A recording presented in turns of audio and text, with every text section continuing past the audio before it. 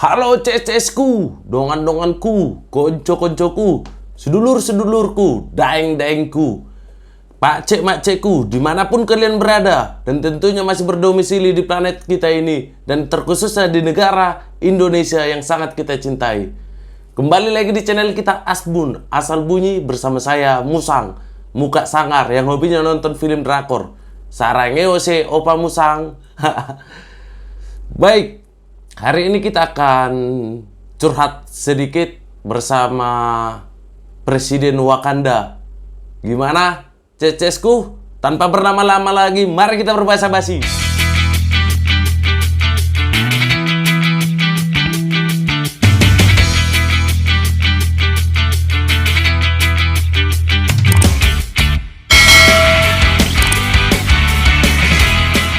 Baik, CS-CS-ku. Hari ini kita akan coba menelepon Presiden Wakanda ya. Kita akan curhat sedikit masalah kenaikan BBM yang ada di negara kita ini.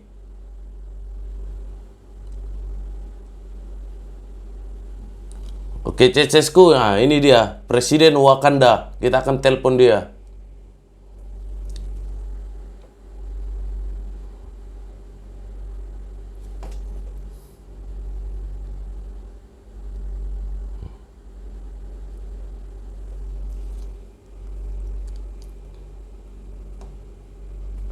Halo, Pak Presiden Wakanda. Ya, gimana kabarnya Pak? Sehat? Alhamdulillah lah ya, sehat kabarmu Pak ya. Aman kan Wakanda kita? Oh, aman-aman. Oke. Tunggu dulu. Gini bos, aku ini mau curhat dulu Pak Presiden. Iya, di negara kami ini lagi ada kenaikan harga BBM. Kenaikannya pun besar sekali, hampir 30% kenaikannya. Itulah Pak, saya bingung ini. Cuman ada waktumu kan untuk cerita-cerita dulu, berkudengarkan dulu keluh kesah kami ini. Oh, udahlah, tunda dulu meetingmu itu bah. Nanti kau nggak kusukseskan nanti dalam kampanye presiden apa nanti kalau kau calon lagi 3 periode di Wakanda sana. Nah, itulah nggak kusukseskan nanti kau, gak ikut nanti aku jadi tim susmu. Makanya aku dengar dulu curhatku ini. Oke. Gini bos, lagi ada kenaikan BBM di negara kami ini. Iya. Cuman yang herannya ini, naiknya ini sampai 30% loh bos. Katanya negara ini merugi. Iya merugi karena harga minyak sekarang ini lagi naik-naiknya. Mungkin karena perang Ukraina Rusia sana kali ya. Jadi ada krisis energi. Ya, itu dia bos. Bagaimana kami ini memaklumi itu semua? Sedangkan pemerintah tidak memaklumi kami juga. Iyalah bos. Hampir 30% loh kenaikan harga BBM ini. Lah, bagaimana kami yang upah minimum pendapatannya itu di bawah 3,5 juta?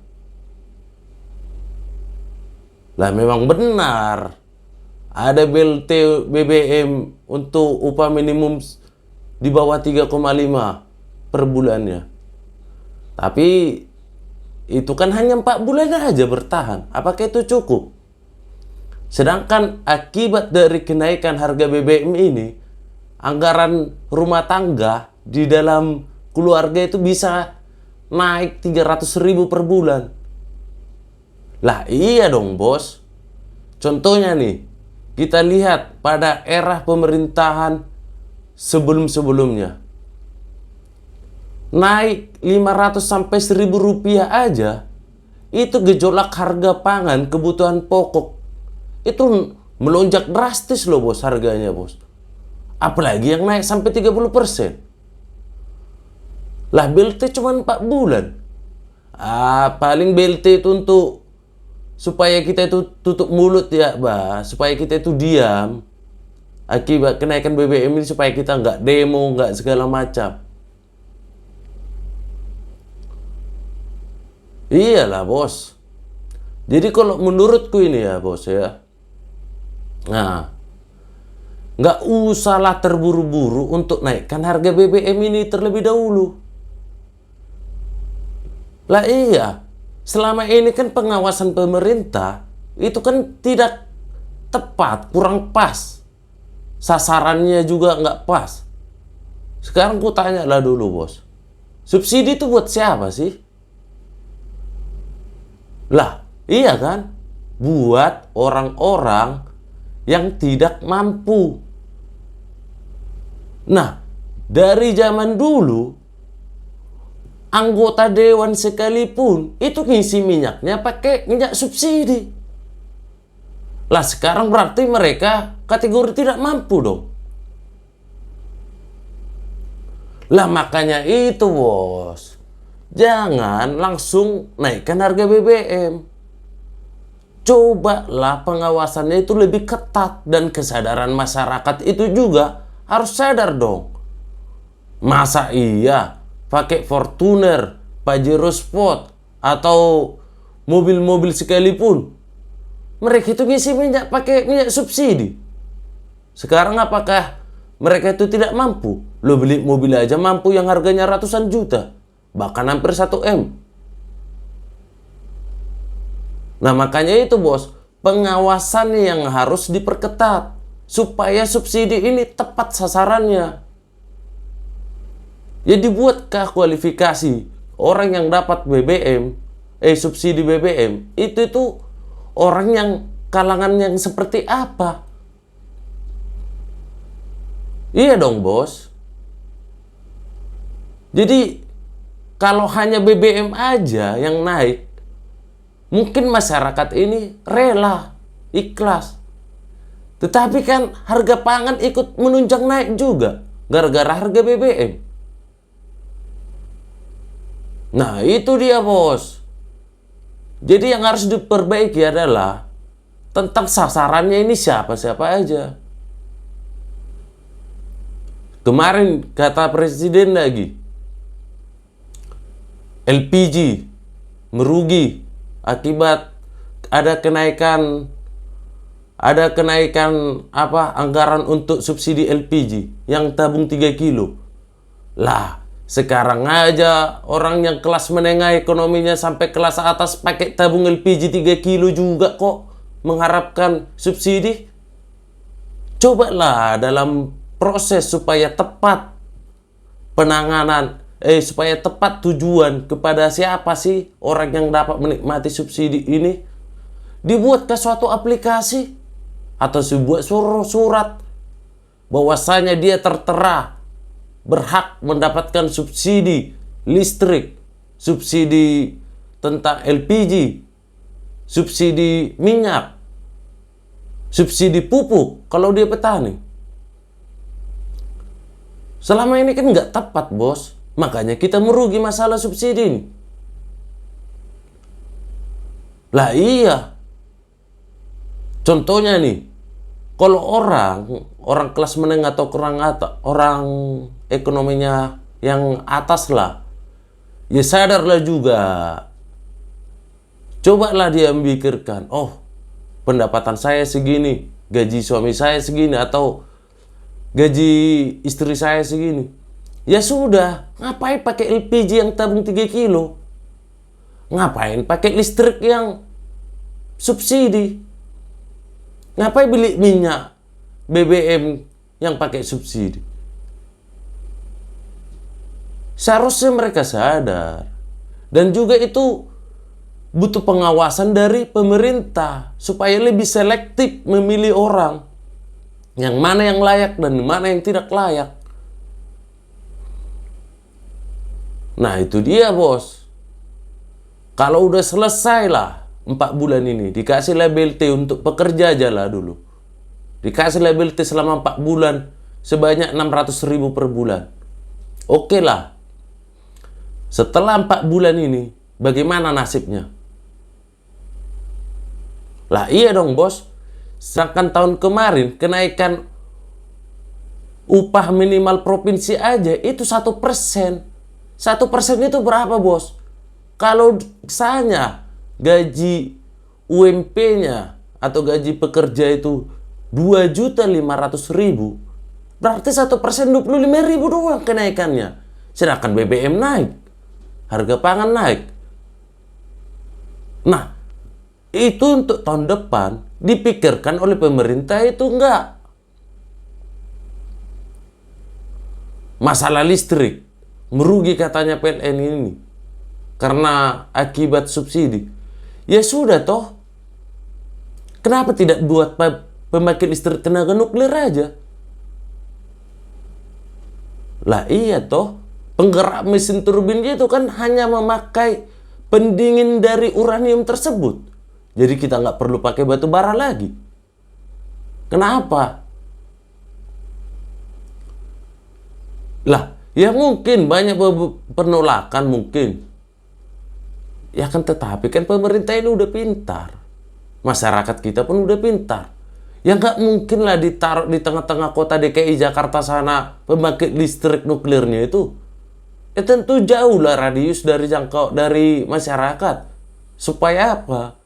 Ketika ada sesuatu yang tidak diinginkan itu terjadi, ya kita tidak merasakan radiasinya lah, contohnya.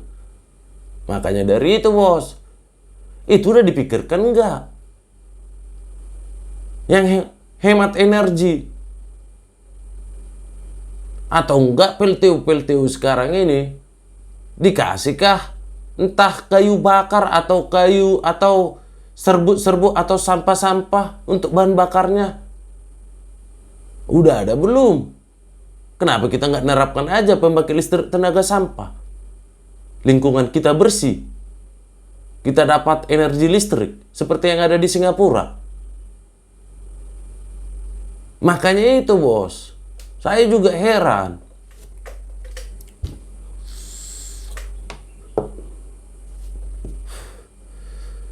Cobalah itu dipikirkan matang-matang.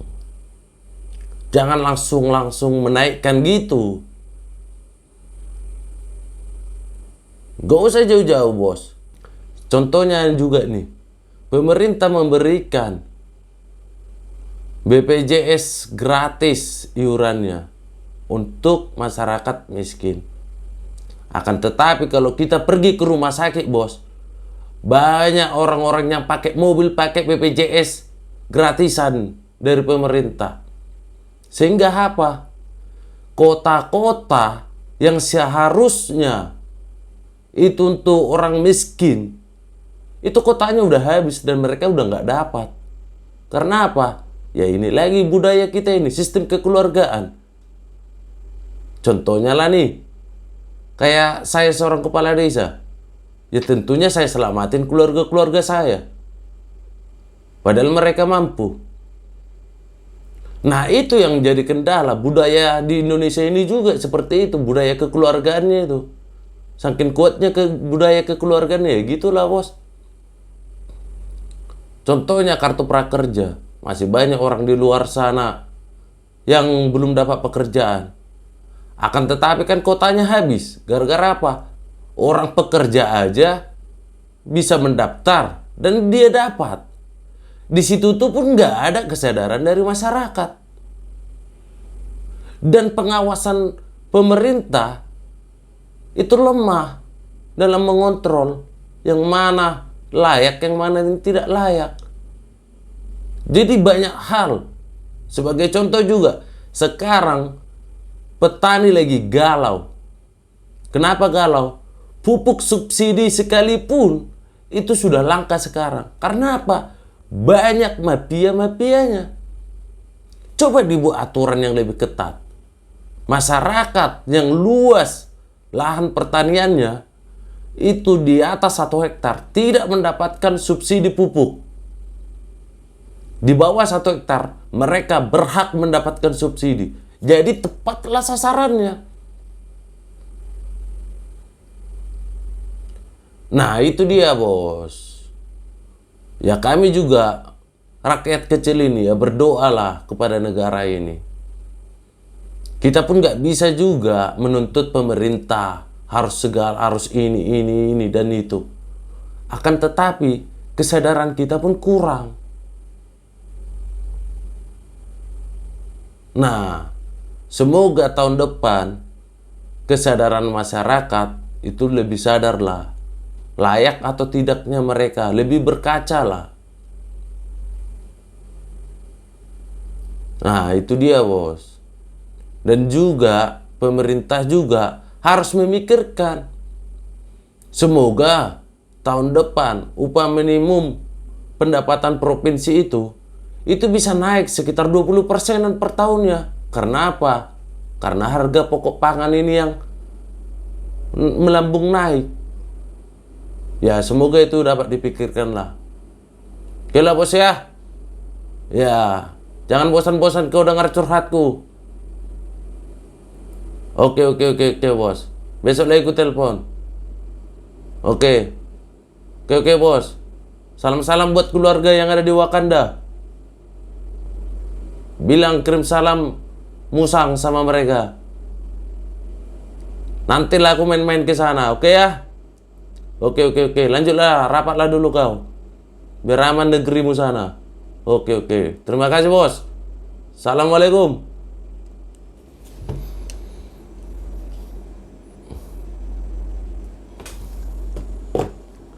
Baik, cecesku. Sekian dulu curhat-curhatku kepada Presiden Wakanda sana. Semoga didengar juga oleh Presiden kita di Indonesia ini. Apabila cecesku ingin musang membahas sesuatu hal yang lebih menarik lagi, silakan dicantumkan di kolom komentar ya cecesku ya. Jangan lupa juga di like, komen, subscribe, and di share kepada teman-temannya. Mari kita sukseskan channel YouTube Asbun ini 50 juta subscriber. Belum ada 50 juta subscriber YouTubers yang ada di Indonesia ini. Mari kita pecah telur. Oke cecesku, wak makan salak. Tak disubscribe palaklah awak. Sekian dan terima kasih.